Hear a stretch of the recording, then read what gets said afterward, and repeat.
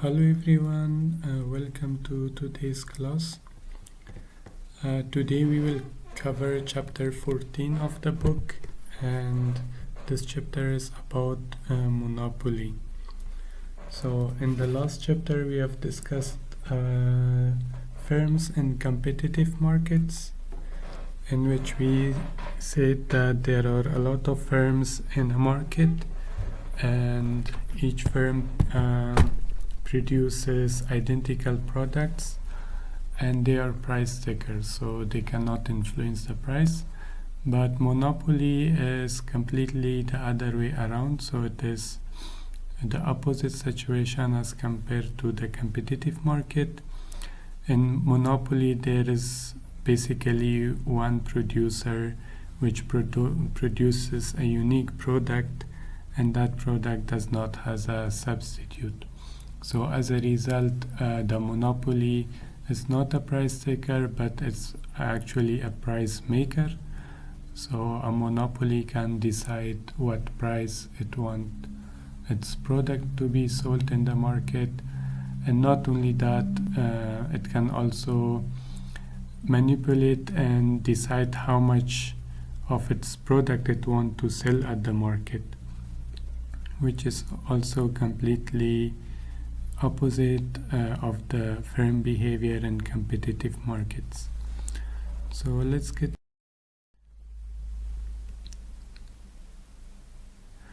in this chapter. One of the topic is we will talk about why monopoly rises at first place, and we will also talk about why the marginal revenue is smaller as compared to the price for the monopolist.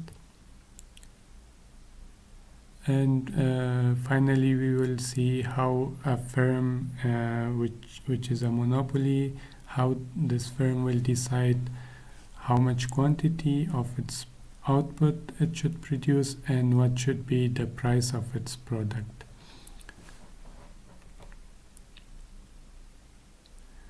We will also talk about what are the well-being effects of monopolies. Are they socially beneficial, or are they harming the society? So we will talk from the total surplus point of view, or the economic well-being of the society, and we will explore how a monopoly affects social well-being, societal well-being. And finally we will also talk about some public policies and government actions in order to reduce the market power of monopolies. So government in this case sometimes can influence and make policies in a way that will reduce the monopolies market power. And finally we will also discuss price discrimination, and we will see how that affects total surplus, or is it a good strategy or not, and that will be our last topic.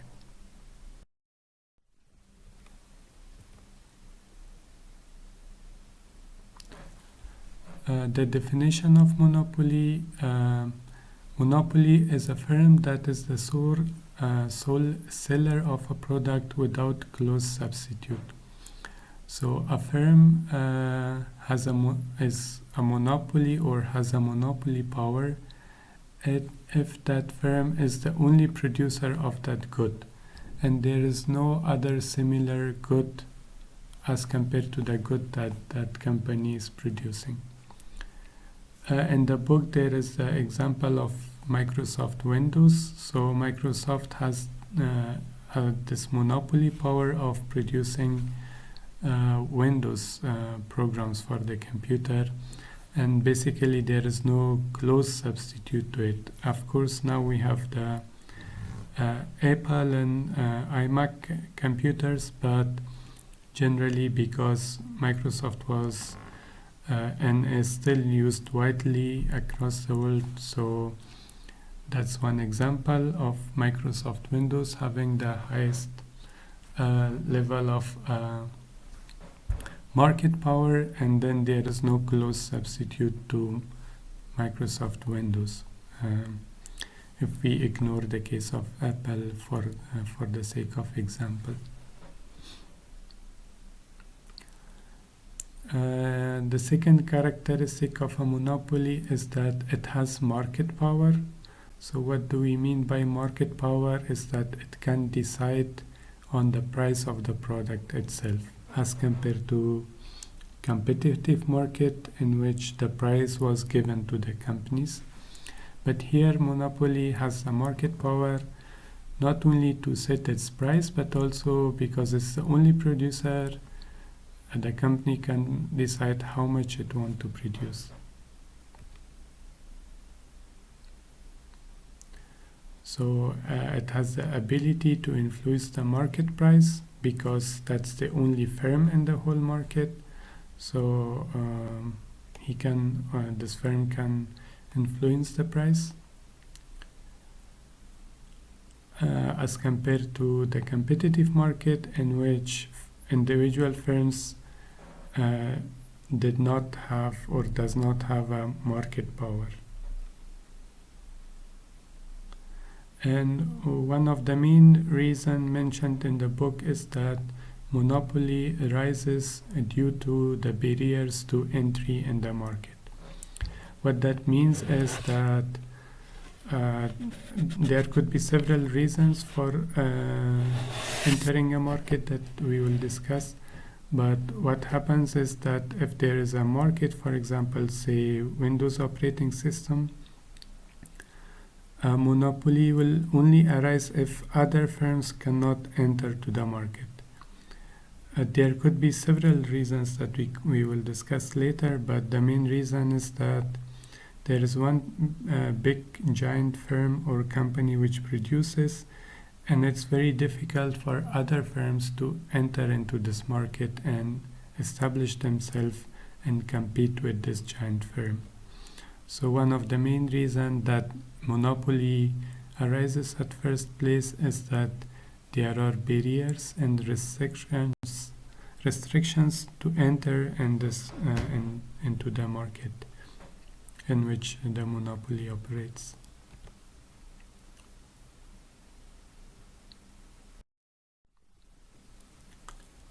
Okay, so what are the barriers which does not allow other firms to enter? The first one is monopoly resources. So this monopoly firm is a single firm and it owns a key resource. A nice example is given about the well or water well, where a single firm has access to the water and then other firms does not have, so that firm can charge any price for the water it sells to the citizens of a city. So one reason that monopoly rises is because the firm has access to a key resources. The other example is the example of the diamond producer or the diamond company. And that company, De Beers, they have almost 80% of the diamond market. So they can basically decide how much the price of the diamond should be at the international market. Why? Because they have the whole access to the diamond. So they are having all the minerals, for example, or all the extracted diamonds are being traded by this company. So that's how they can influence the market as well.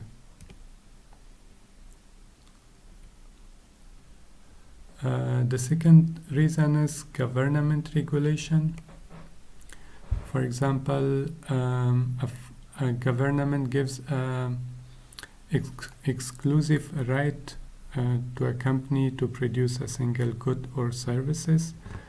So It could be that there has been a lobbying in that country or whatsoever, or it was a favorism by the government, and then a single firm is awarded an exclusive right to produce that good. It normally does not happen in democracies, but in case there is a dictatorship or other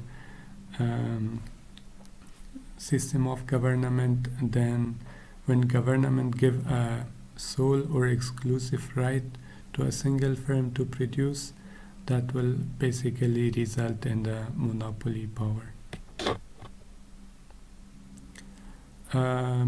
Two other examples that we also see in democracies is that the patent law and copy laws, they are basically also a type of giving exclusive rights to production of, for example, medicines or pharmaceutical products, or it could be the copyright laws for published books and journals or whatsoever.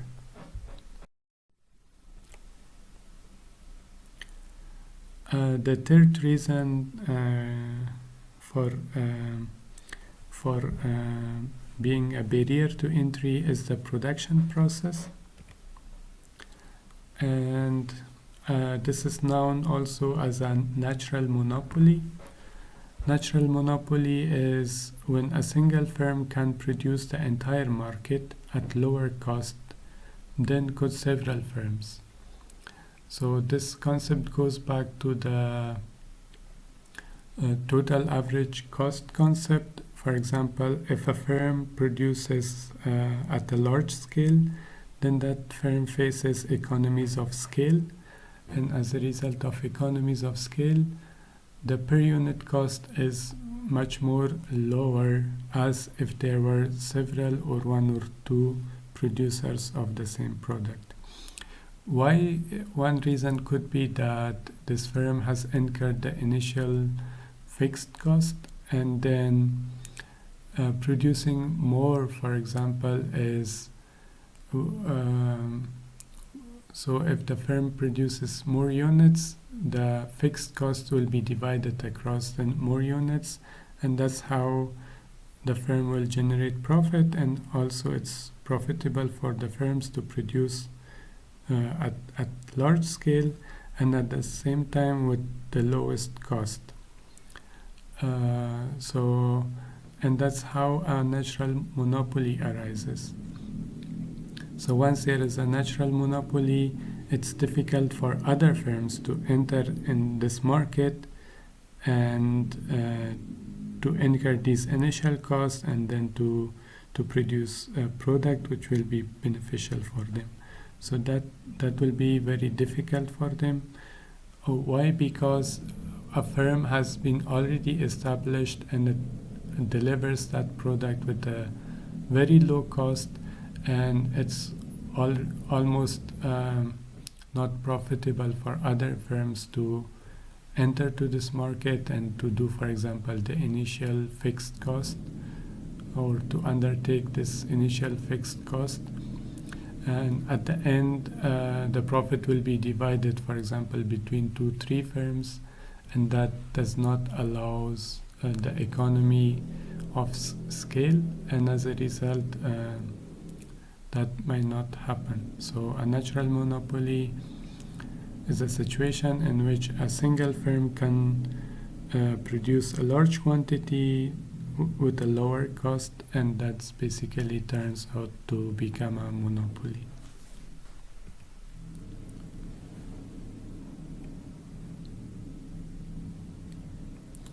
Yeah, so there is the example of the 1,000 homes which need electricity, and as you see, as the average total cost curve is decreasing as more and more quantity is produced, and as a result of that, the cost is also reduced from $80 to $50, which means that as the firm produces or extend electricity to more and more houses, the per unit cost of a house decreases, and as a result it's more beneficial if only one single firm supplies electricity to this town as compared to few.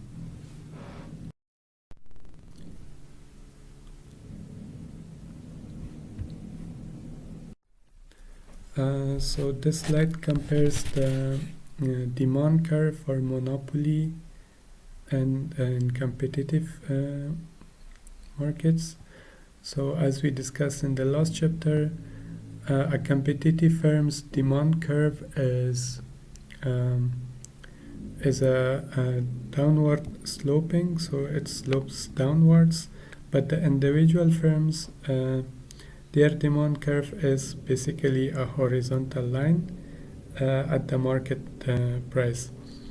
So each firm faces this flat horizontal demand curve, and as a result their demand curve is the same. So what that means is that the firm can increase its quantity output without any change in the price. So whatever a firm produces, that will be sold at the market price. So for them, they don't have to change their quantity in order to influence the price. On the other hand, a monopolist demand curve is downward sloping.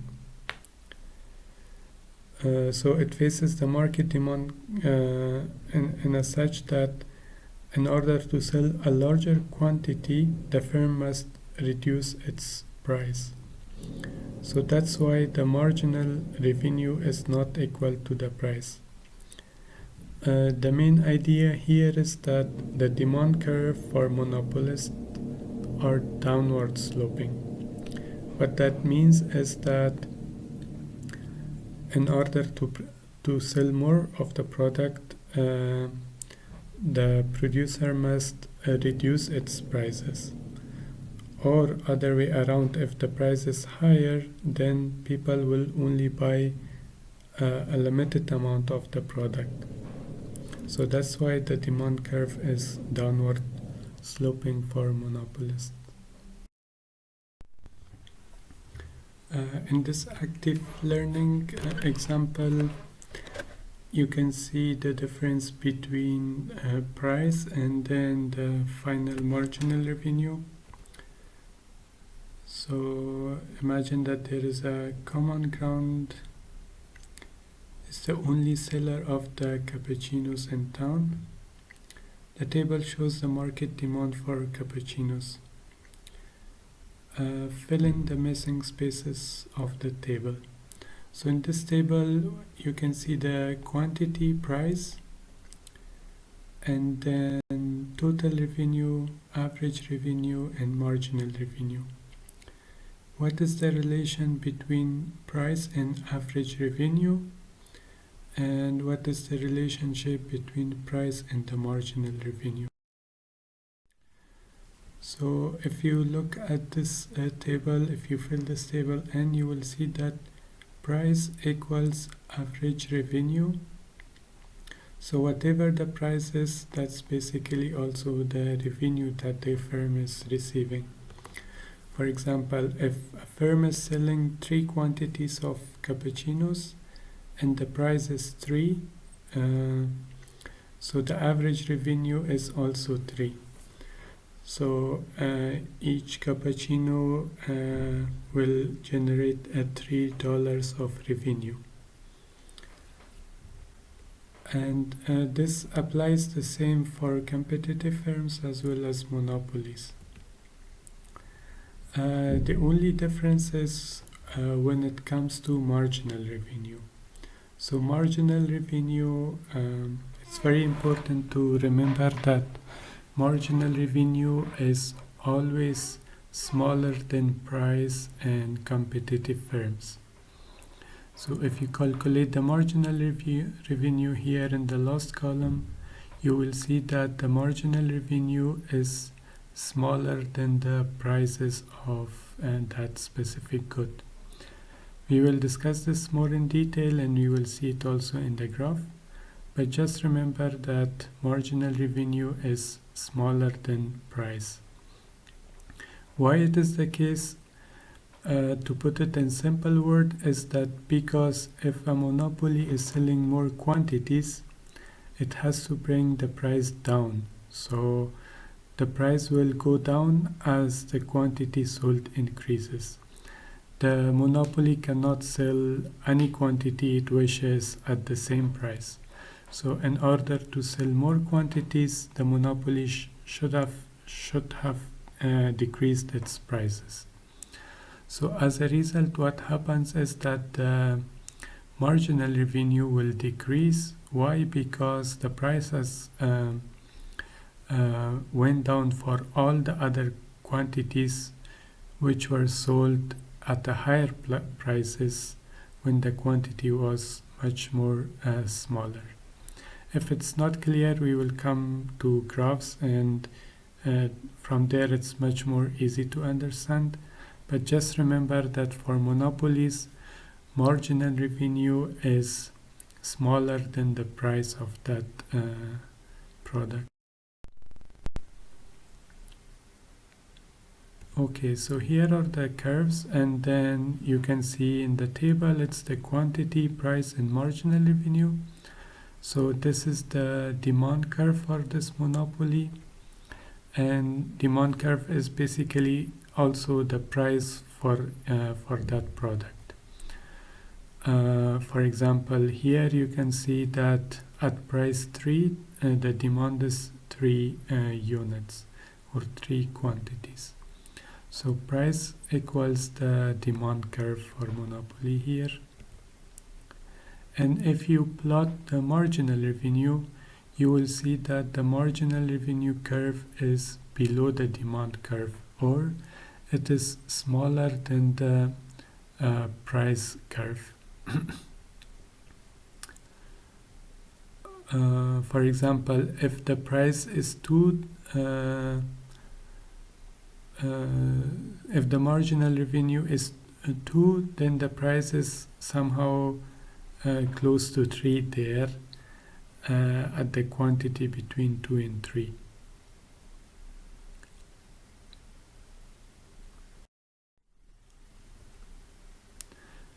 Okay, why this happens? So let's explore this a bit further. So when the quantity increases, when the Q increases, it has 2 effects. So if a monopoly is selling more units, it has 2 effects on the revenue. The first one is output effect. Higher output raises revenue. So what happens is that if the firm is selling more units of its product, of course its revenue will increase.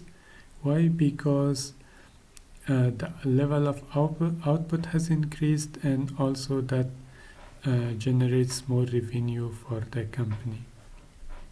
So output effect has a positive impact, or increases the total revenue. The second effect is the price effect. As I said earlier, lower prices reduces revenue. So as I said earlier, in order to sell more quantities, the monopoly had to decrease its prices not only on the next selling unit, but on all units that it's selling. So what happens is that if you want to sell more units, you have to decrease your price for all the units that you are selling. So because when the price decreases, so your revenue will also reduce. This is a negative effect, and that's called price effect. So marginal revenue in this case will be smaller than the price. Why it is the case? Because to sell a larger quantity, the monopolist must reduce the price on all the units it sells. So not only the one extra unit that it has to sell, but on the all previous units that it was selling. For example, take the example of iPhone. If the price is 1000 and the company is selling hundreds, but in order to sell 200, then the firm has to decrease the price from 1000 to maybe 800 in order to sell 200 units of iPhone. So that's why the price goes down from 1000 to 800.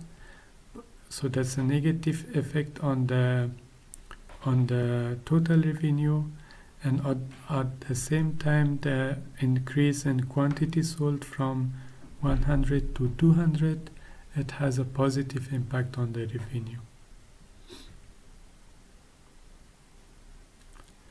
So and the marginal revenue is negative if price effect is greater than output effect. So if the price effect is greater than output effect, then the marginal revenue will decrease. And in the example that we have just seen, moving from unit 5 to unit 6 will basically decrease the total revenue.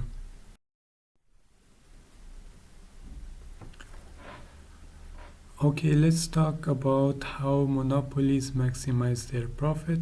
So the same like competitive firms, a monopolist maximizes profit by producing the quantity where marginal revenue equals marginal cost. So this concept, as we have discussed in the last chapter, stays valid also for the monopoly. The only difference is that the monopoly will produce at the quantity where marginal revenue equals marginal cost, but it will set the highest price consumers are willing to pay for that quantity. What does that mean? We will see it in the graph later, but the quantity is basically much more smaller as the efficient level, or the level where the market total efficiency will be maximum.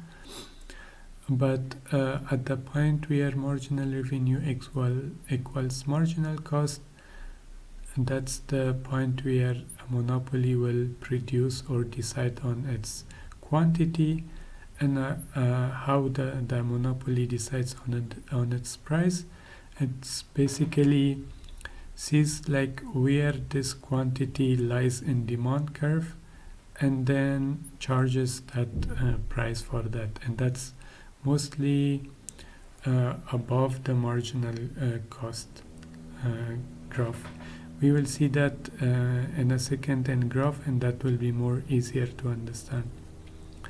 So it finds the price from the demand curve. So it decides how much to produce. It decides on quantity where marginal revenue equals marginal cost, and then finds the price for that quantity using the demand curve.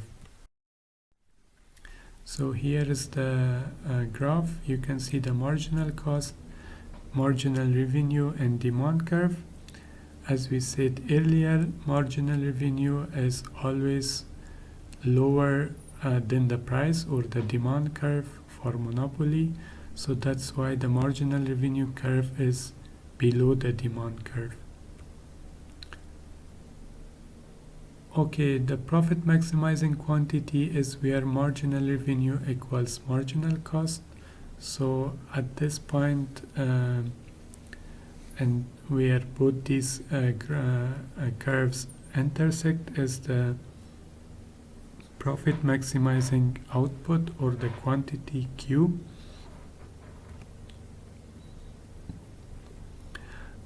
And from that point, the firm goes to the demand curve, so the second dot, and which is attached to the demand curve.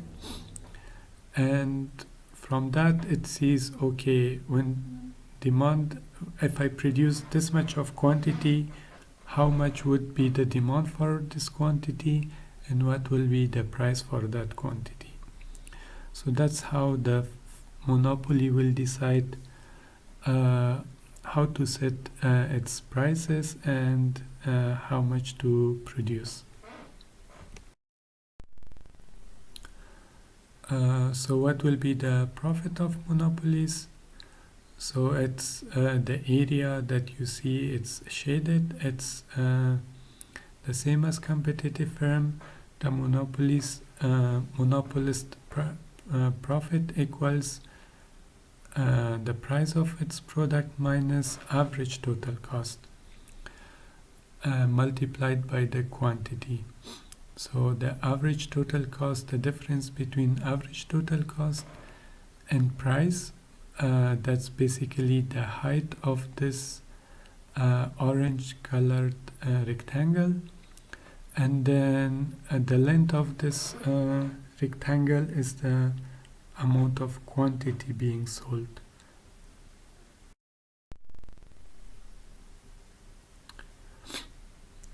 So the monopoly does not have a supply curve. Why? Because a competitive firm takes price as a given, so the price was something which was prevailing in the market already. So that's why competitive firm has a supply curve that shows how its quantity depends on price. A monopoly firm is a price maker. So monopoly firm decides on its price itself. So that's why there is no supply curve for that. And as we explained in the previous slide, the quantity does not depend on the price. Rather, quantity and price are jointly determined by the marginal cost, marginal revenue, and the demand curve.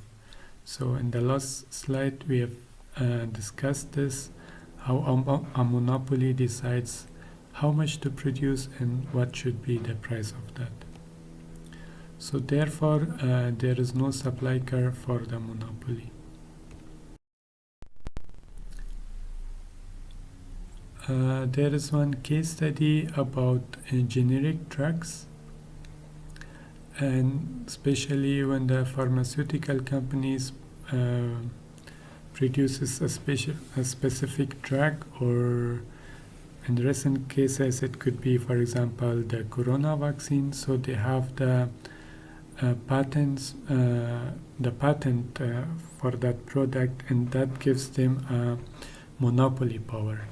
So as a result, they will produce at the QM level, so their output will be at the QM, and they will set the price at the PM, as you can see in the graph, and that's above the competitive price or the marginal cost of producing that drug or typical vaccine, for example.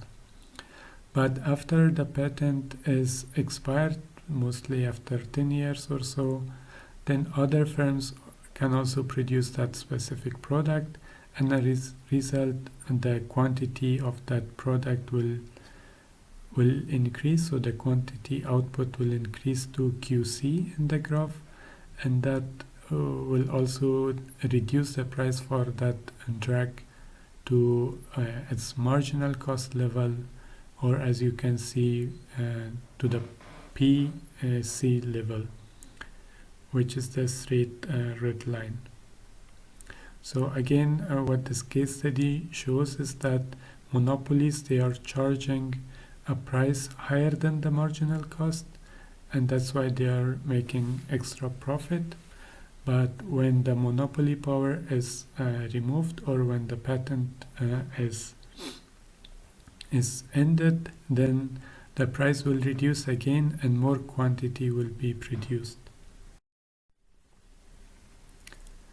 Okay, now we will talk about the welfare costs of the monopoly. So if a firm is a monopoly and it produces at the monopoly level of output, so what are the welfare costs associated to that monopoly? So in case of competitive firms, price was equal to marginal cost, so the price and marginal costs were the same, and the total surplus was maximized. So if the price is equals to the marginal cost, that means that the market is in an equilibrium, and that's the producer and consumer surplus is maximized at that point. However, monopoly price is much more higher than marginal cost. So monopoly charges its price higher than the marginal cost. To put it in other words, the value to buyer of an additional unit, P, exceeds the cost of resources needed to produce that one unit. So the benefit or the value that the consumer put on that product is much more higher than the cost of producing that unit. So that's why there is a loss of the total surplus, especially by the consumer part, because they are willing to pay or to buy that product and to pay for that marginal cost of that product, but monopoly basically restricts its output in order to maximize profit. So that's how it negatively affects the total welfare or total well-being in the market. We will see that in graphs, and that will be much more easier to grab and understand. So as I said, the monopoly quantity is too low, and as a result, total surplus could increase if the quantity was larger. So as a result of that, the monopoly results in deadweight loss. We will see all these in graph. So let's consider that this is the demand curve and then marginal cost. For competitive firm, the quantity will be QC, so it's where the firm produces, where the marginal cost equals marginal revenue, and price equals marginal cost, so at this point, and the total surplus is maximized. So you can see that producer surplus is the area above the marginal cost curve or above the supply curve and below the price, and consumer surplus is below the demand curve and above the price, and you can see both of them are maximum because there is no deadweight loss in this case. And now let's consider the case of monopoly. So in case of monopoly, the marginal revenue is smaller than the price or the demand curve. So that's the new marginal revenue curve for the monopoly, and it will produce us at the point where QM is written. So that's the point where marginal cost and marginal revenue intersects, and that's at the point where QM level of quantity will be produced, and the price is basically where P is for the monopoly. So as you can see, price is greater than the marginal cost. So again, what does that mean, that price is greater than marginal cost? Is that the firm charge, so if for example in the case of iPhone, if producing one additional iPhone would cost 500 for the company, for example, in a competitive firm, we will assume that the price of that iPhone would also be 500. But what a monopoly would do, a monopoly would charge, for example, $1,000 for that quantity of output or for that iPhone.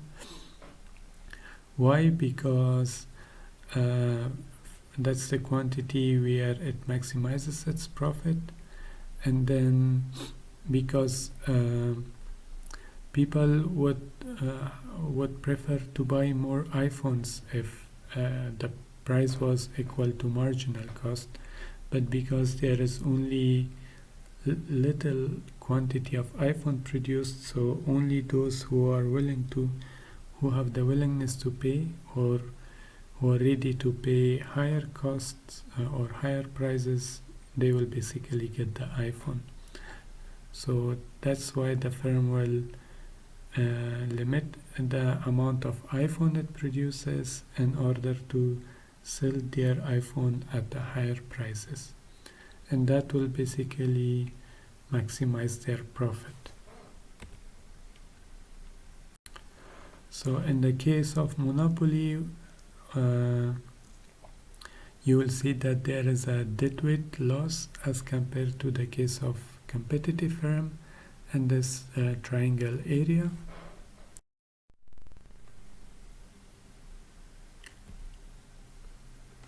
Okay, price discrimination. So price discrimination is the idea that a firm, especially a monopoly, could charge different prices to different groups of customers.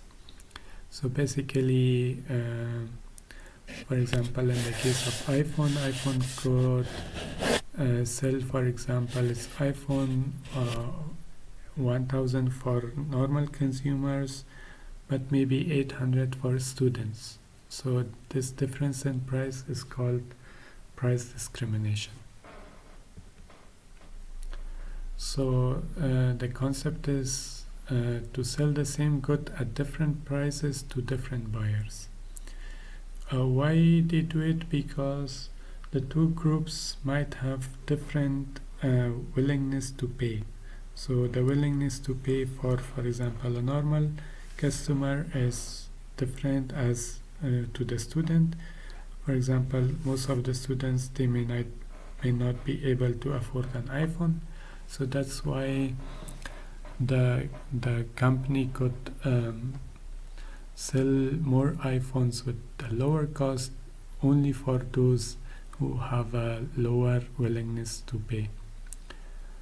So a firm can increase profit by charging a higher price to buyers with higher willingness to pay, for example, the normal customers or those who have a job, for example, as compared to students.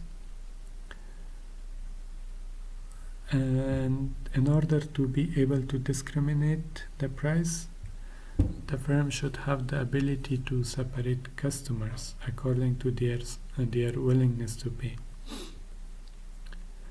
So price discrimination will also increase economic welfare.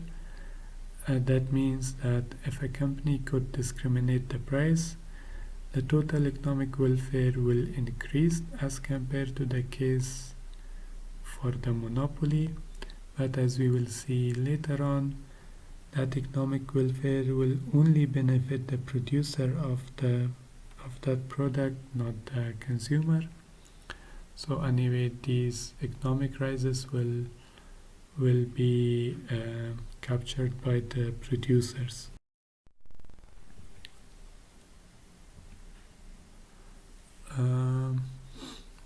So a perfect price discrimination is the one which charges each customer a different price. So that's that each consumer pays according to its willingness to pay. This is only a theoretical concept. It is hard or impossible to implement it in real world, but this will allow us to compare the different cases of price discrimination. So in this case, the price will be according to their willingness to pay.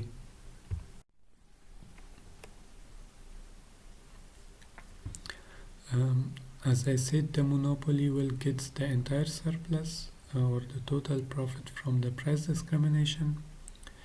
We will see that in the graph, and there will be no deadweight loss for this monopoly. Okay, so if there is a single price, the QM will be the quantity that the monopoly produces, and PM will be the price for that monopoly product.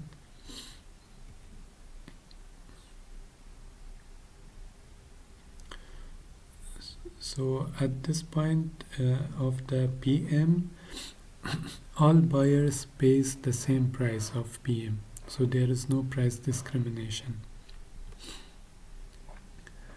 And that area below the demand curve and above the price is consumer surplus, and above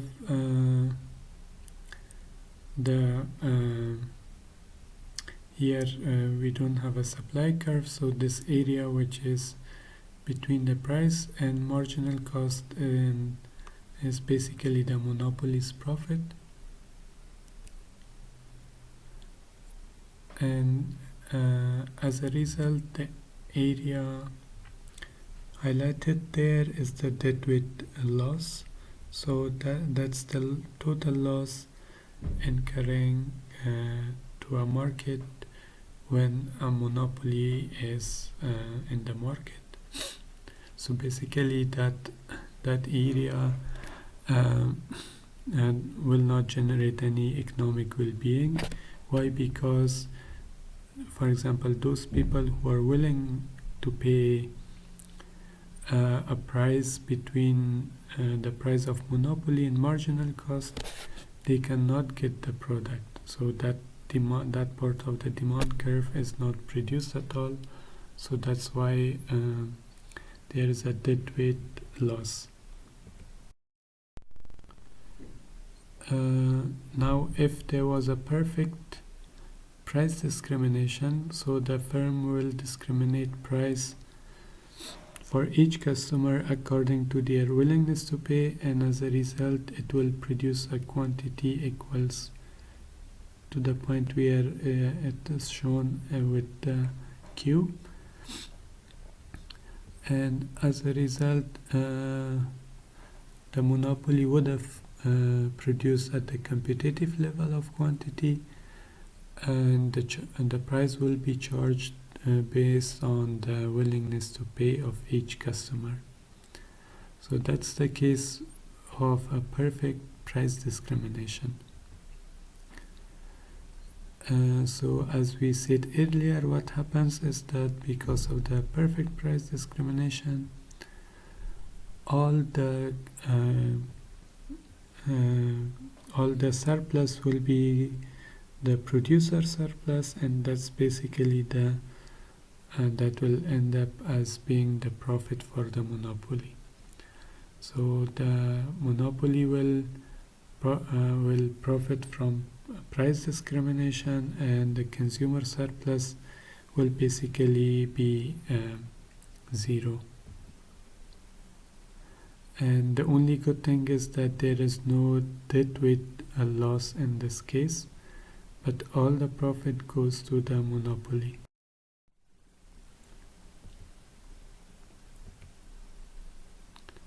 So as we said, the perfect price discrimination is almost non-existent in the real world. So it's impossible to have a perfect price discrimination in the real world, because no firm knows every buyer's willingness to pay, and the buyers also don't say or reveal their willingness to pay. So for example, the iPhone or the Apple company does not know the willingness to pay of every customer, so it can charge each of them at their own willingness to pay level. So what happens in price discrimination? The firm divides customers in groups based on some observable traits that's likely related to willingness to pay, such as age. So there are some examples of price discrimination. For example, movie tickets. Some group of people, they will get special discount on special weekdays. And also airline companies, they also offer different prices for different trips, for example. So those who travel for leisure, they are more flexible for the time, but those who are traveling for businesses, they have a higher willingness to pay, so they will pay higher prices, and those who are traveling for leisure, they are more sensitive to price, so if the prices decrease, they will probably buy a ticket. And discount coupons are also another way of price discrimination, and also need-based financial aid. So lower families, they have a lower willingness to pay for their children's college education, so that's why some universities provide need-based financial aid.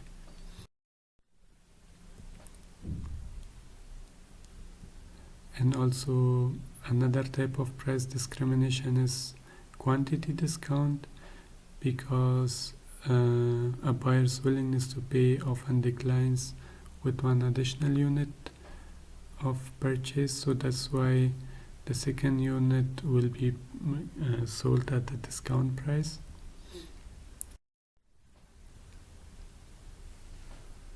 Okay, the next topic is public policy toward monopolies. So as we know, public policy is how the government will implement policies in order to somehow limit or correct the effect of monopolies.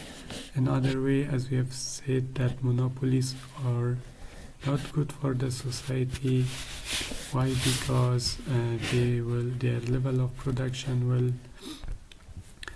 will result in deadweight losses, and in that case, government, for example, can intervene to improve the situation for the buyers in this case.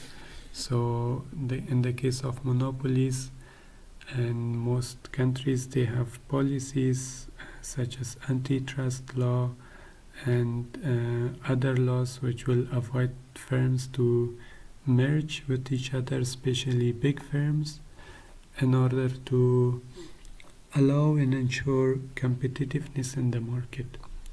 So there are some public policy tools that could be used to remedy for the negative effects of monopolies.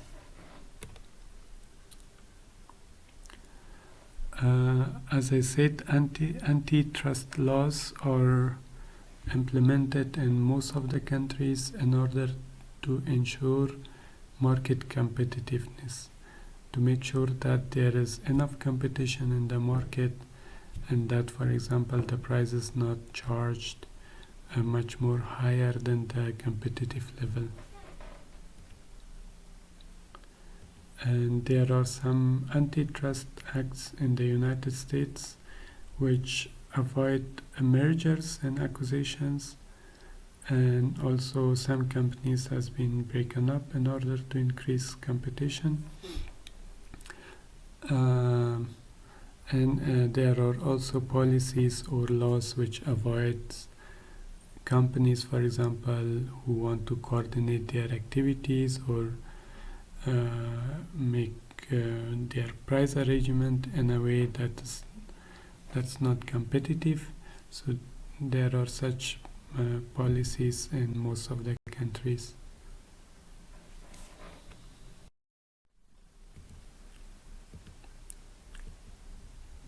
Yeah, and most of the airline companies, their merger and acquisition are mostly prevented by government anti-trust laws.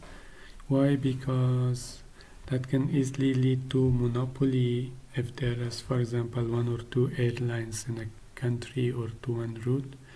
And if they both merge together and there is only one airline provider, that airline provider could charge a higher price because there is no other competitor in the market.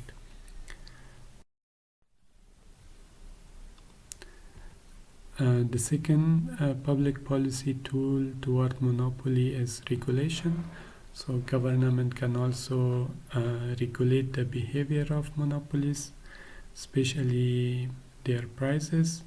So, for example, the government could set the price for monopolies, and that's mostly common in case of natural monopolies.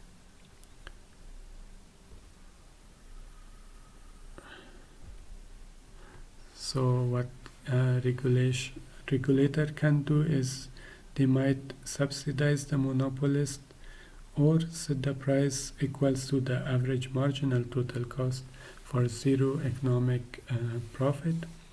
So what happens is that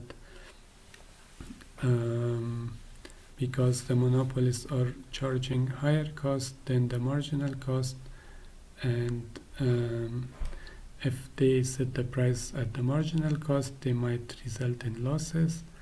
So what would do the company or the government could subsidize the monopolist to set its price at the average total cost level.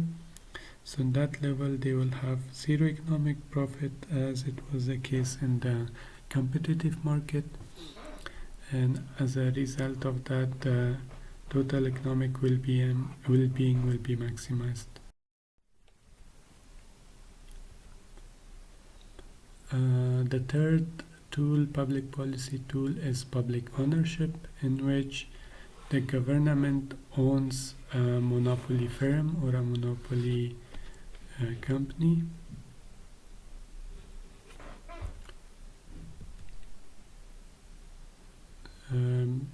How that will change the market condition is that private firms, their incentive is to minimize cost and maximize the profit, but the public owned, although they are not efficient, but they don't have this motive of minimizing the profit, minimizing the cost or maximizing the profit. So both of them has its negative and positive points. For example, if a company is owned by public, then in case of if it does a bad job, then losers are the customers and taxpayers of that country.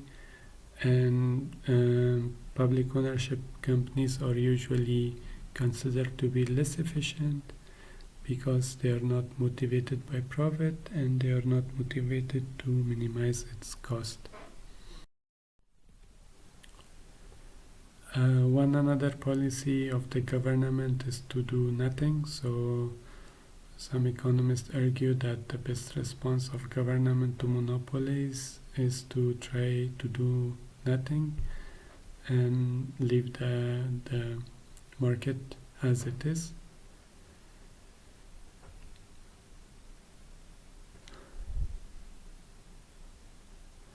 And it's basically a trade-off between politics and economics, where government will prefer or allow a monopoly to exist.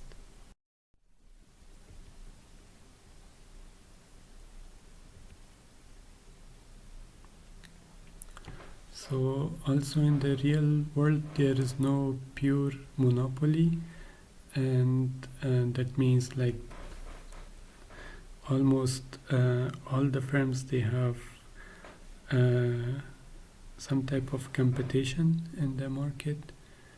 And but what is the case in real world is that most of the firms, they have market power, so they can decide how much to produce, and they also have a power on the price of that specific product. It could be that these firms are selling a unique variety of product, for example Apple or iPhone, and they have captured a huge market and they have significantly lower or few competitors. So most of the concepts that we have learned here about the monopolies, that will apply to such firms which they are not pure monopoly but some level of market power. They have some level of economic power, and because they have a power on the market, or they are the price makers, so that's why they can mark up of a price over marginal cost, so they can charge a price level which is above the marginal cost. And as a result of that, deadweight loss might happen. Okay, to conclude this chapter, so monopoly is a firm that is the sole seller in its market, so there is only one producer of that good. And why a monopoly rises? Because one firm has access or owns a key resource, or government give a firm an exclusive right to produce that good, or in case of natural monopoly, if a single firm can supply the entire market at a lower cost than many firms. So these are the reasons why a monopoly will rise. And a monopoly faces a downward sloping demand curve for its product.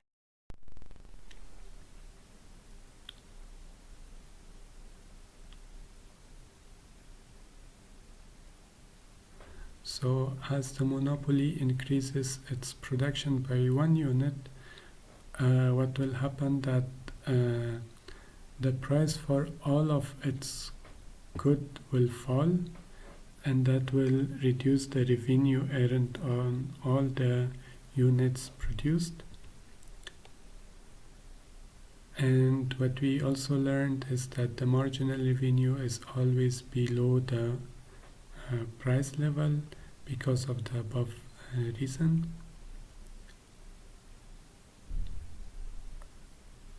A monopoly, the same as a competitive firm, will maximize its profit by producing at the quantity where marginal revenue equals marginal cost, but the monopoly set the price where the quantity is demanded in the demand curve, and based on that it sets the price. So it produces at the quantity where marginal revenue equals marginal cost, but the price it sets is based on the demand curve, and that's always above the marginal revenue or above the marginal cost curve.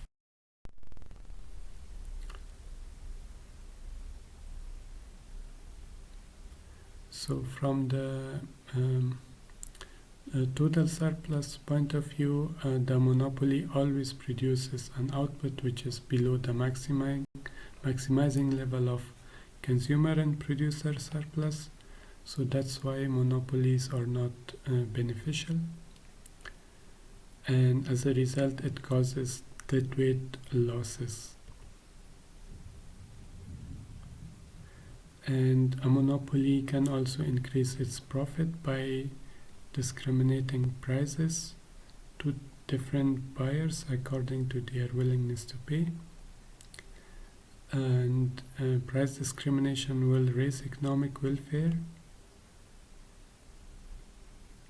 The deadweight loss will be eliminated in this case, but the gain and surplus will be mostly to the producer. And lastly, policymaker can respond to monopoly situation in four ways. They can use antitrust laws to make the market more competitive. They can also regulate the prices of monopoly, and they can also turn the monopoly into a government-run enterprise. And one other policy is to do nothing at all.